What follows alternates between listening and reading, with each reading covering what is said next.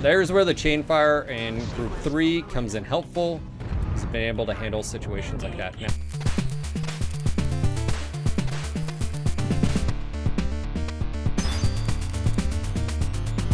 hey, what's going on, guys? Phil here, and welcome back to another Mechwarrior Online favorite build. And actually, this is of the Dervish, and this was a very hard choice because, well, the Dervish is sort of samesies across the board, and a lot of the variants, literally, the difference between some of them is energy in the arms versus energy in the torso, missile in the arms and missile in the torso.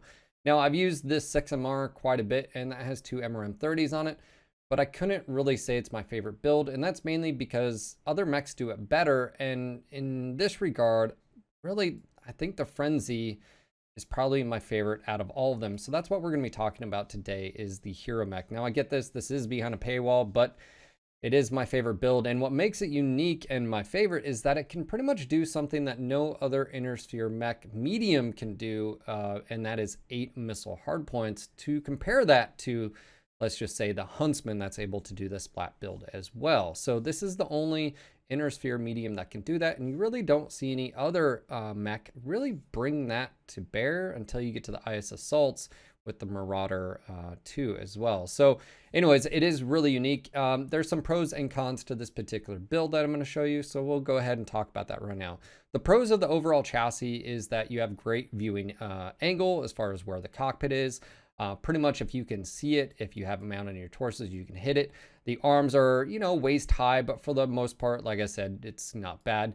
Of course, it is a humanoid walker, so you don't have to worry as much about the legs, but just like all 55 tonners, they are a bit scaled too big, so their legs are vulnerable. Other nice thing with this is jump jets. That's a no-brainer, being able to have that maneuverability. And one of the big changes that recently just happened was the torso flaps now open automatically and close automatically while still giving you that 20% reduction in damage when they are closed. And that's actually why I use the 6MR for such a long time, is just be able to get that bonus. And now you get that bonus on the Frenzy and so forth and so on. So you don't even have to worry. I can aim with the arms and the torsos. And that's another big thing why I like this particular setup with the 8 SRM 4s, is that I have 4 in my arms that I'm able to pretty much, you know, track targets with. And then, of course, I got the bigger shoulders to bring to bear, so if I need to. And really, it's the maneuverability and just the firepower, and that's really what the strength is of this particular. The cons, of course, like I said, it is very large. Those lower mounts on the arms are susceptible to, again, hitting the dirt. But here's the cool thing about this particular model. Because it has just missiles, you want to be within that, you know, 300-meter range anyways. For the most part, if you have a target and you're firing at the target, that's probably not as much in the way as far as, you know, obstacles. So you should have a clear line of sight when taking the shot. But really, overall, I like the way this mech looks as well. I think they did a great job with artwork, and that's outside of just performance. But again, it's just one of those little things. I do love the paint job. Again, synthwave going on. Let's go and talk about the mech lab here. Very simple build across the board. We have 6 tons of ammo, 8 SRM4s, 1 jump jet, a XL280, and 4 double heat sinks. Now, can you do a light engine build with this? Yes, but I think you're right on the border at 82.5 kph of being too slow. I mean, it's right there. You go any slower, and the XL is definitely a vulnerability. Of course, you could go faster, but you're going to have to sacrifice something. And again, 6 tons seems like a lot of ammo, but again, with 8 SRM4s. Now, generally speaking, what I do for weapon groups is I fire the arms as far as weapon group 1, and then weapon group 2 will be the torsos, and then you can chain fire as well with the 3rd weapon group. Now, vulnerability here. We talked about pros and cons. This is one of the cons. This is an XL280. Just be aware of that. This isn't, you know, the tankiest of mechs as far as out there, but it's got, you know, a good amount of survivability, especially when you throw on the skills. You can see here extra bit of 8 armor and, of course, structure as well. So just sort of keep that in mind. It's one of those trade-offs where if you want the firepower, which is what we're doing, to bring to bear. Now, you can see some alterations out there. You might see some SRM6s in the torso with 2s in the arms. I have seen that. But to really utilize it, again, to make it different, at least how I've done it, is I've just used the SRM4s and to good effect. So let's go to hop into some matches, showcase what this build is capable of, and then, you know, we'll talk about it a little bit. Now, we talked about missile bay doors and not having to open them anymore. So many people are unaware that you actually can manually open your torsos. You'll see this little light. I mean, it's barely visible. If you hit backslash, forward slash, whatever, you can open and close, and you can see it's green light. You have to used to manually do that, or else you'd get a delay when firing your missiles. You probably already experienced this if you've ever played as far as MWO in the past. Well, now that's no longer the case. When I fire group 2, which is my torso mounts, it'll automatically open and close, which is so nice. And when they're closed, they give you that 20% reduction, which in this case is really, really helpful. So again, we are limited on range, 294 meters, and I'm just gonna go ahead and push up and go delta line here. Let's see what the team does. Let's see. Up here, I'm gonna go ahead and use these little pipes. Ramp up. Okay, we are up top. Definitely want to be careful, especially at long range. Here we go. Engaged. As you can see there, I was able to, he's gonna pop UAV. Oh, maybe not. Maybe he didn't pop UAV. Okay, we got others up here. I'm gonna go ahead and switch to thermals. Use the jump jets. So this is where having group 2 in its own group, I was able to pop up here, let off a volley, and I don't have to worry necessarily about the arm mounts. So again, this is where having the dual groups is really, really helpful. And that mech is now down. Nice shot across the board. Again, just sort of be aware that if they maneuver here, we need to wing to the right here. I did pop that UAV, it's already down. We need to be very aware if they're pushing me here. Bravo in that Incubus.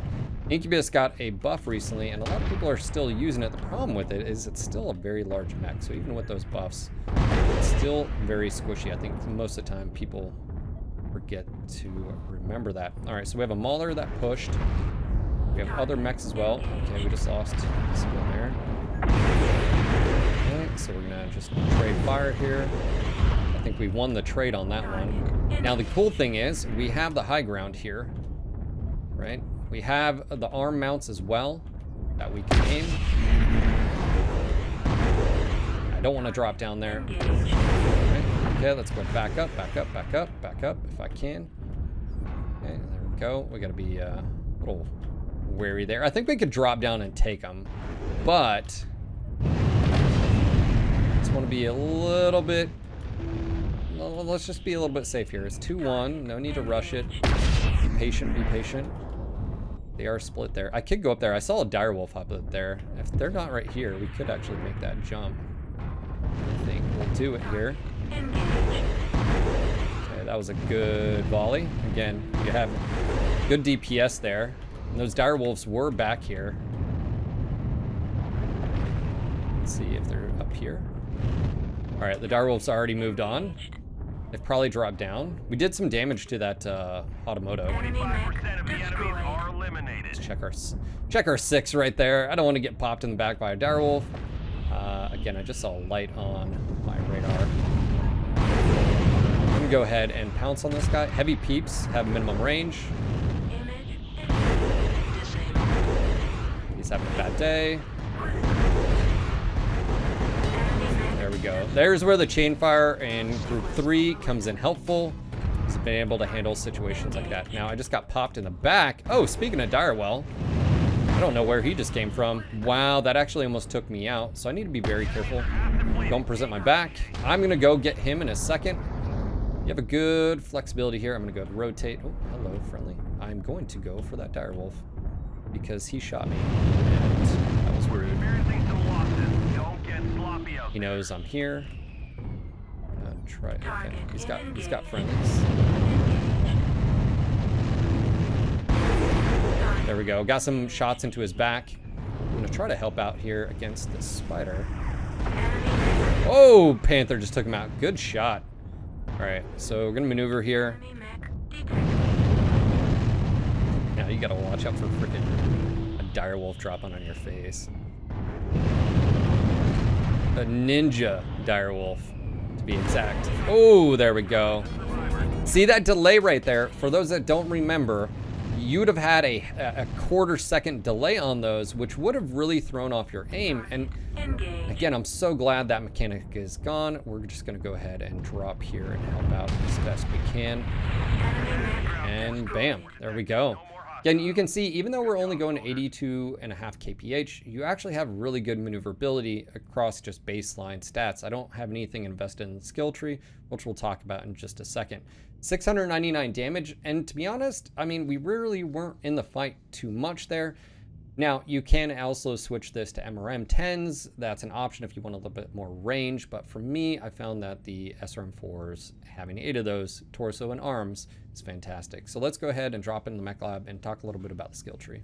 As I mentioned in the match, at the end there, you can do MRM 10s on this. I have seen it, I've also done it, but for me, just having that pack of punch at close range and 294 meters as far as optimal, you can do some work. Of course, if you run into a ranged engagement, maybe like Tourmaline where it's at range, or Alpine Peaks or something like that, you may obviously run into a problem, and even MRMs wouldn't really help you in that instance. But if we switch over to skills, you can see here, really what I've done is I've focused on cooldown and then all of the nodes for missile. I don't have any other nodes picked up, and you can see here, we did pick up a velocity node here, and of course velocity node here. Now, why didn't I do range? And again, it just comes down to, I'm already going to be limited on range. I already know that, normally 270 meters for base level SRMs. And I'm going to pick up a few range nodes, and that's why we have 294. But with velocity, it's being able to fire in those rounds, getting to target as quick as possible. So instead of going range, I go velocity. Same thing with down here to pick up the missile spread. As far as survivability, I'm going full survivability. This mech doesn't really have a whole lot of survivability quirks, but on, you know, it is one of those things. I am going to be close range. I don't really need to invest in the mobility tree here. I'm definitely not going to invest in jump jets. Operations, heat was actually pretty good. You have a cool shot available if you want it. Sensors, I always pick up this left side, and this is radar depth 60%, and that gives me the ability to, once I move behind a target or a building, basically they lose lock within 60% of the normal lock-on times. Now that varies depending on how and what their skills are and so forth, and of course consumable slots. So for both of those, again, that gives me the ability to have a UAV in a cool shot. And as you saw in that match, yeah, you can be pushing the red line, and you definitely want to hold on to that cool shot when you need it. But the SRM4s have really good spread on them, unlike the SRM6s that are a little bit wider. I don't think you need Artemis with the 4s, and especially in this configuration. As you saw, I was actually able to use the arms independently from the torsos, which really gives you some options. And you do have that flexibility when you're torso twisting. If we take a quick look at here, we can see the stats as far as its torso yaw angle. As you can see, it's quite a bit, 130 degrees, and that allows you to basically almost look behind you. And then on top of that, you have the extra angle with your arms. So that's a lot. I mean, 150 degrees angle, you can basically look almost behind you and run away. So just sort of keep that in mind. That is an option. So that allows you also to circle strafe your enemies. And really that's the strength of once you get into SRM is to basically strafe your enemy. And hopefully if you're with a partner, they'll be able to get back shots if you're not already getting back shots. But don't be afraid, again, to switch up and have that third group on chain fire. You saw that when I was able to drop down and engage that other assault mech, once I hit that sort of heat limit, I was able to like just boom, boom, boom, boom, boom, and get the kill, and it worked out. So anyways, this is very capable. Obviously, it is a hero mech, so you do have to pay money for it. But this is what it's capable of, and really out of all the dervishes, it's my favorite. So I hope you found this fun, and if you gave it a try, let me know how you liked it in the comments, or do you have a different dervish that you find, and what is your build? Feel free to drop a mech nav database link. I'll check it out. And of course, if you found this video informative and you liked it, click that like button. And just a heads up, if any of you guys are new, you should click that subscribe button. I think it's around 55% of people that watch these videos are not subscribed. So if you guys want to click that subscribe button, and of course join us on Discord, make sure to do so. And I do stream Monday through Friday, 12 to 6 p.m. Eastern, and that's over at twitch.tv/NGNGTV, where you guys can ask questions live. We've had some people come over recently that have been following for years on YouTube. So again, make sure to do that yourself if you haven't done so already. We have a great time. And of course, if you have any questions as far as like Battletech or Mechwarrior, if I don't know, there's plenty of other people that might in the chat. So again, I'll have all those links down below to Discord and of course to the stream and so forth. So anyways, guys, I hope to see you on the next video. Until next time.